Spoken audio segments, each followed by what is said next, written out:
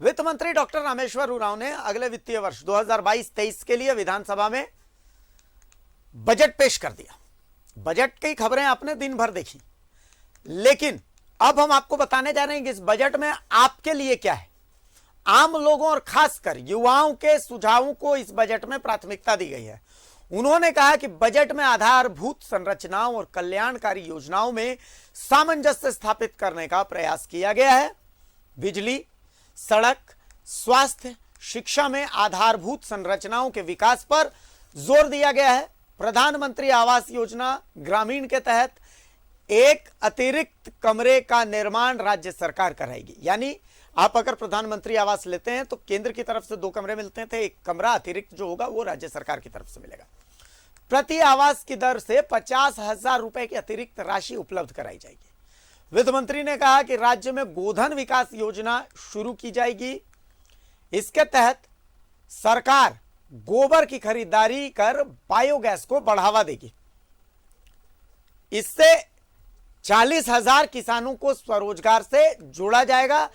राज्य सरकार 2022-23 में जल संसाधन विकास पर 1,894 करोड़ 48 लाख रुपए खर्च करेगी। मनरेगा में 2022-23 में 12 करोड़ 50 लाख मानव दिवस सृजन का लक्ष्य रखा गया है। तो इस बजट में क्या खास है वो हम आपको बता रहे हैं। आप देखिए, ग्राफिक्स के माध्यम से बजट की बड़ी बातों को हम आपको समझा रहे हैं कि भाई कैसे क्या क्या आम लोगों के लिए, ये हमारी कोशिश है कि हम आप तक पहुंचाएं।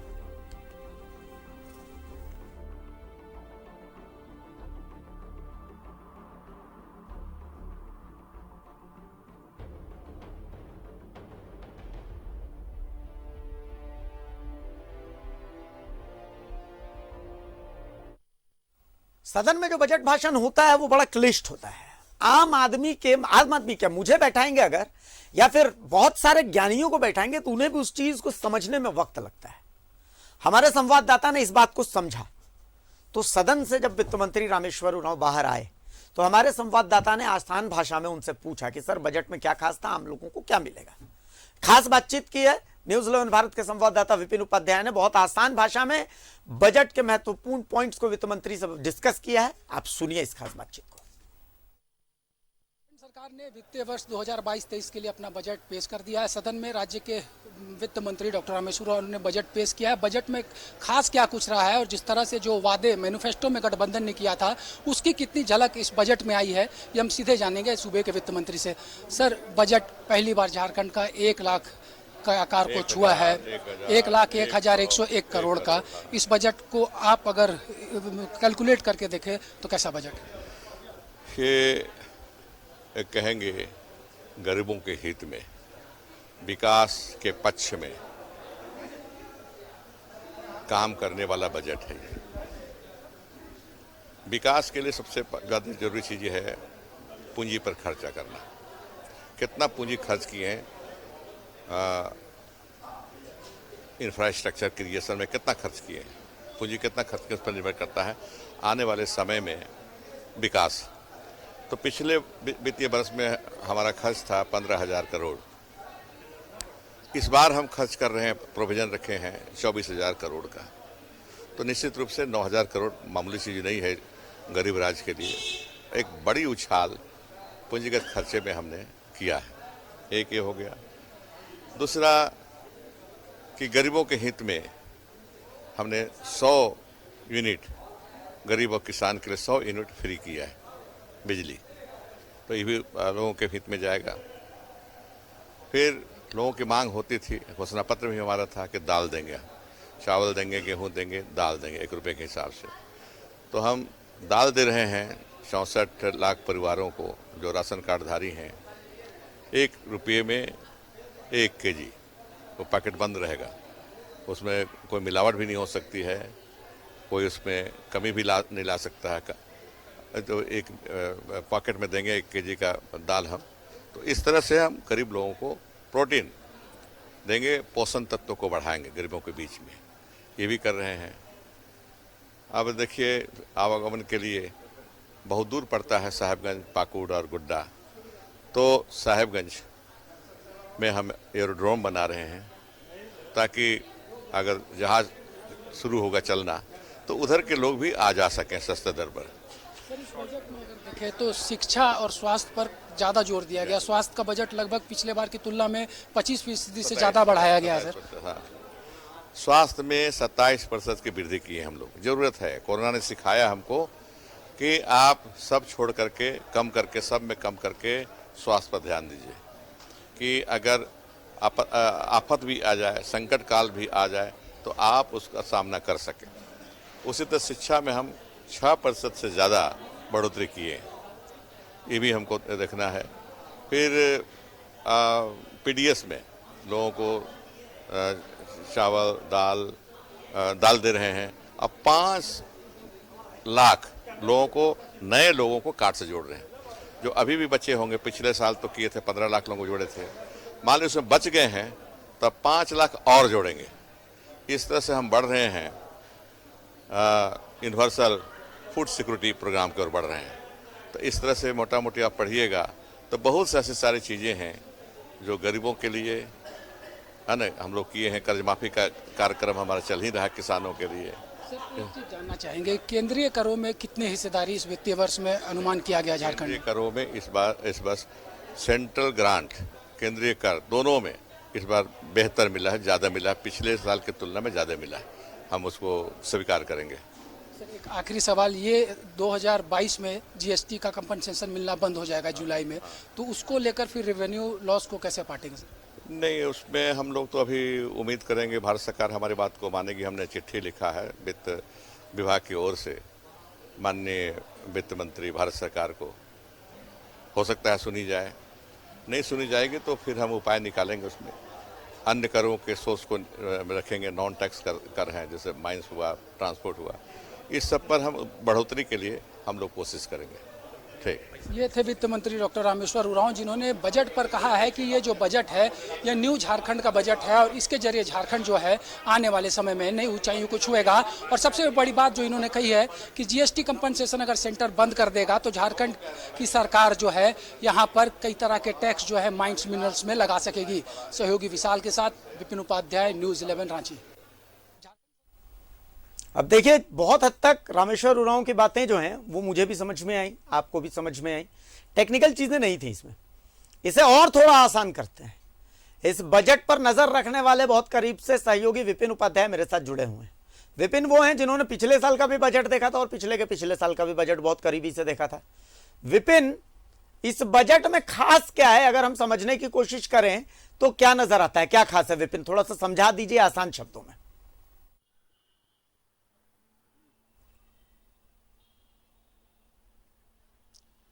जी देखिए, वित्तीय वर्ष 2022-23 के लिए झारखंड के वित्त मंत्री ने आज सदन में बजट पेश किया है। 1,01,101 करोड़ का ये बजट है और पहली बार झारखंड अलग होने के बाद ये आकार 1 लाख तक पहुंचा है, यानी कि 1,00,000 करोड़ का बजट पहुंचने में राज्य को 22 वर्ष लग गए। पिछले वर्ष की तुलना में अगर बात करें तो जो चालू वित्तीय वर्ष है इसके लिए पिछली मर्तबा 3 मार्च को ही वित्त मंत्री रामेश्वर उरांव ने 91,277 करोड़ का बजट रखा था, यानी कि लगभग 10,000 करोड़ रुपए की राशि का इजाफा इस बजट में किया गया। अगर बजट में बात की जाए तो जिस तरह से पूंजीगत व्यय पे सरकार का फोकस है, पिछली बार पूंजीगत व्यय में 15,000 करोड़ का प्रावधान था, इस बार लगभग 24,000 करोड़ से ज़्यादा का प्रावधान पूंजीगत व्यय में है। राजकोषीय घाटा की बात करें तो ये करीब 11,000 करोड़ होने का अनुमान राज्य की सरकार ने लगाया है। इस जो आगामी वित्तीय वर्ष 1 अप्रैल से शुरू होगा उसको लेकर ये जो बजट है इसमें अगर हम केंद्रीय हिस्सेदारी की बात करें तो लगभग 40,000 करोड़ से ऊपर के आसपास केंद्र की सरकार से झारखंड को मिलेगा। ये केंद्र की तरफ से जो केंद्रीय करों में झारखंड की हिस्सेदारी है या फिर केंद्र से जो सहायता प्राप्त होती है, तमाम चीज़ों को मिलाकर लगभग 40,000 करोड़ से अधिक की राशि होगी। और जिस तरह से ये बजट का आकार 1,01,101 करोड़ रुपया किया गया है तो इसमें दूरगामी परिणामों को ध्यान में रखते हुए सरकार ने ये प्रोविज़न किया है। स्वास्थ्य के सेक्टर में सबसे ज़्यादा बढ़ोतरी की झारखंड की सरकार ने की है। तकरीबन 27% का जो इजाफा है वो स्वास्थ्य के बजट में किया गया है और लगभग 5,000 करोड़ से अधिक का स्वास्थ्य विभाग का बजट किया गया है। शिक्षा पे झारखंड की सरकार का फोकस है और सबसे ज़्यादा किसी विभाग को अगर बजट का एलोकेशन इस बजट में किया गया है तो वो शिक्षा विभाग का है। 11,000 करोड़ से अधिक का प्रावधान शिक्षा के क्षेत्र में झारखंड ने किया है। कृषि के सेक्टर में भी 4000 से अधिक करोड़ का प्रावधान किया गया है। तो कुल मिलाकर कहा जा सकता है कि इस वित्तीय वर्ष में जो बजट की राशि का प्रावधान किया गया है, चाहे ग्रामीण विकास विभाग की करे या फिर जल संसाधन विभाग की करे या फिर अन्य विभागों की करे, सबसे ज़्यादा बजट जहां शिक्षा विभाग को दिया गया, वहीं श्रम नियोजन एवं प्रशिक्षण विभाग का बजट 597 करोड़ का है, जो कि सबसे कम इस वित्तीय वर्ष में होगा। कुल मिलाकर ये कहा जा सकता है कि जिस तरह से पूंजीगत व्यय पे सरकार का फोकस है, तो ये जो डिफरेंस पिछली बार की तुलना में 9000 करोड़ का जो इजाफा सरकार ने किया है, ये संकेत दे रहा है कि इंफ्रास्ट्रक्चर पर सरकार का जोर होगा, नई नियुक्तियों की ओर सरकार का फोकस है, क्योंकि जो पूंजीगत व्यय है उसी से ये अनुमान लगाया जा सकता है कि आने वाले समय में चाहे रोजगार की बात कर ले या फिर इंफ्रास्ट्रक्चर डेवलपमेंट को लेकर सरकार की क्या योजनाएं हैं, उसका जो खाका है वो पूंजीगत व्यय में सामने स्पष्ट तौर पर आता है। और जिस तरह से बात की जाए तो वित्त मंत्री भी संतुष्ट नजर आए हैं कि केंद्र की तरफ से इस वित्तीय वर्ष में झारखंड को अच्छा सहयोग मिल रहा है। तो ये बजट जिस तरह से इसका प्रोविजन किया गया है, और जो पिछली बार 11 विभागों का आउटकम बजट आया था, इस बार 13 विभागों का बजट आउटकम लाया गया है। और जिस तरह से हमारे बजट को लेकर लगातार विभिन्न सेक्टर के लोगों से सरकार ने रायशुमारी की थी, तो हर सेक्टर से जो राय मिले थे उन तमाम चीजों का प्रावधान। विपिन विपिन बिल्कुल बिल्कुल बिल्कुल, बहुत लॉजिकल बात आप बता रहे हैं, बहुत लॉजिकल बात आप बता रहे हैं, बहुत लॉजिकल बात आप बता रहे हैं। लेकिन मेरा सवाल यहां पर यह है, देखिए ये तमाम चीजें हैं, ये तो आंकड़ों की बात हो गई और बहुत अच्छे से आपने समझाया। अब मेरा सवाल यह है, मैं आम आदमी हूं और मैं मूढ़ हूं। मूड का मतलब ये है कि भाई ये तो आंकड़ों की बात है, आंकड़ों की बात मेरे भेजे में घुसी नहीं। इतनी सी बात घुसी कि भाई रोजगार को लेकर के सरकार की प्रतिज्ञा दिख रही है कि हाँ भाई पूंजीगत जो व्यय है वो अगर बढ़ा रही है सरकार, तो इतना तय है कि भाई रोजगार के अवसर बढ़ाने की तैयारी कर रही है सरकार। ठीक है, चलिए मैं कहता हूं कि आम आदमी के लिए और क्या खास है बजट में। भाई किसान जो है बैठा हुआ है उसके लिए क्या है, स्टूडेंट जो बैठा हुआ है उसके लिए क्या है। आसान शब्दों में एक बार यह समझा दीजिए कि आम लोगों के लिए क्या है इस बजट में विपिन।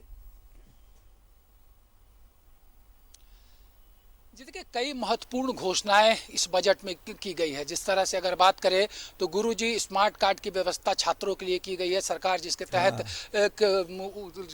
जो छात्र हैं उनको पैसा उपलब्ध कराएगी पढ़ाई के लिए। इसके अलावा 1 रुपये में हर परिवार को चना दाल जो है वो महीने दिया जाएगा। साहेबगंज में जो एक बड़ी घोषणा सरकार की तरफ से की गई है कि एयरपोर्ट के निर्माण के लिए सरकार कदम बढ़ाएगी। इसके अलावा जिस तरह से मारंग गोम के पारदर्शी छात्रवृत्ति योजना के तहत सरकार ने आदिवासी समाज के 10 बच्चे को हर साल विदेश भेजने का प्रावधान किया था, तो इसमें भी विस्तार इस बजट में किया गया है। अब एससी, ओबीसी और अल्पसंख्यक समुदाय के बच्चों को भी सरकार जो है वो विदेश में पढ़ने के लिए छात्रवृत्ति देगी। इसके अलावा जो महत्वपूर्ण घोषणाएं हैं, चाहे वो कृषि के क्षेत्र में बात की जाए, जल संसाधन विभाग के क्षेत्र में बात की जाए, ग्रामीण विकास विभाग की बात की जाए, ग्रामीण विकास विभाग में जिस तरह से 12 करोड़ मानव दिवस सृजन करने की बात कही गई है, हर जगह पर पलाश मार्ट की शुरुआत करने की बात कही गई है। शिक्षा के क्षेत्र में खासा जोर दिया गया है कि किस तरह से गुणवत्ता युक्त शिक्षा राज्य के छात्रों को मिल सके। इसके अलावा अगर बात करें तो झारखंड की सरकार ने इस बजट में कई ऐसे और प्रावधान किए हैं जिसमें कि अगर गौर करें तो निश्चित तौर पर जो योजनाओं को धरातल पर उतारने का प्रावधान बजटीय उपबंध में किया गया। और जिस तरह से महत्वपूर्ण घोषणाओं की बात करें तो जो कर्ज माफी का किसानों का 2000 करोड़ का प्रावधान पहले वित्तीय वर्ष में सरकार ने किया था अपने पहले साल में, वो यहाँ पर चालू रहेगा। जो बचा हुआ राशि है उससे भी कर्ज माफी की योजनाएं चलती रहेगी। इसके अलावा शिक्षा के क्षेत्र में शिक्षकों को गुणवत्ता युक्त शिक्षा के लिए सरकार 46,000 टैब जो है वो देगी पारा शिक्षकों को। जिस तरह से अब सरकार ने सहायक अध्यापक के रूप में यहाँ पर राज्य में उन्हें नई जवाबदेही दी है, उसके लिए भी इसमें फंड की व्यवस्था की गई है। तो कुल मिलाकर कहा जा सकता है कि एक बेहतरीन संतुलित बजट झारखंड के लिए वित्त मंत्री ने सदन में पेश किया है। जाहिर सी बात है, पक्ष विपक्ष की अगर बात करेंगे तो पक्ष इसकी सराहना करेगा। विपक्ष ने कई तरह की आपत्तियां दर्ज कराई है कि बजट में कहाँ से सरकार खर्च करेगी, क्योंकि जो अभी चालू वित्तीय वर्ष में है उसमें सरकार ने पिछली बार जो घोषणाएं की थी उसका बहुत कम कम राशि खर्च हो पाया है। और मूल बात ये भी आज के इस बजट में रही कि पिछली बार जो वित्त मंत्री ने जो घोषणाएं महत्वपूर्ण सदन में की थी बजट के माध्यम से, उसमें सरकार ने क्या कुछ बजट के प्रावधान को धरातल पर उतारा है, उससे संबंधित एटीआर भी पेश किया गया है। तो मुख्यमंत्री से लेकर जो सूबे के मंत्री हों, सभी ने इसकी सराहना की है और नए झारखंड का बजट इसे बताया है। वहीं विपक्ष ने इस बजट पर यह आपत्ति दर्ज कराई है कि सरकार ने योजना आकार तो 1 लाख करोड़ से अधिक का कर दिया है, लेकिन खर्च कैसे करेगी सरकार के मंशा पर विपक्ष ने सवाल खड़े किए गए हैं। कल सदन में इस बजट पे चर्चा होनी है। दूसरी हाफ के कार्रवाई में 4 घंटे तक सदन के अंदर इस पर वाद विवाद होगा, सरकार का उत्तर आएगा। उस बीच जो अन्य बारीकियां हैं इस बजट की, वो भी निकलकर सदन में जो पक्ष और विपक्ष के सदस्य हैं, जब वो चर्चा में भाग लेंगे तो तमाम बिंदुओं को और स्पष्ट तौर पर सदन को तो फिर मतलब नजर आपको बनाए रखनी है विपिन इस तमाम खबर पर कल भी कि भाई क्या कुछ पॉइंट्स और सामने आते हैं।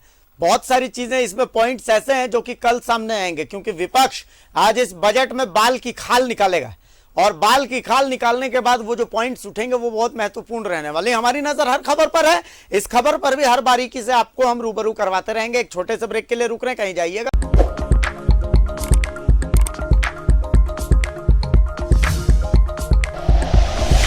Like and share videos, subscribe करें हमारा चैनल और प्रेस करें बेल आइकॉन। न्यूज़ 11 भारत, सच है तो दिखेगा।